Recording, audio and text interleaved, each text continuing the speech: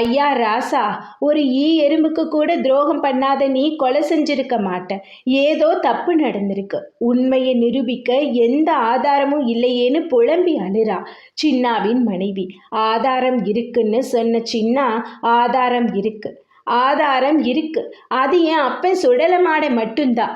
கொலையை நேரில் பார்த்த சாட்சி சுடலை மாடன்தான்னு சொல்லி தைரியமா இருந்தான் சின்னா. இருந்தாலும் வழக்கு விசாரணைக்காக கோர்ட்டுக்கு சின்னாவை அழைத்து சென்ற காவல்துறையினர் கோர்ட்டில் குற்றவாளிகள் கூண்டில் நிறுத்தி வைக்கப்பட்டான். வழக்கு விசாரணையும் நடந்தது. நீதிபதி வழக்கினை விசாரித்த போது சின்னா, நான் எந்த தவறும் செய்யவில்லை.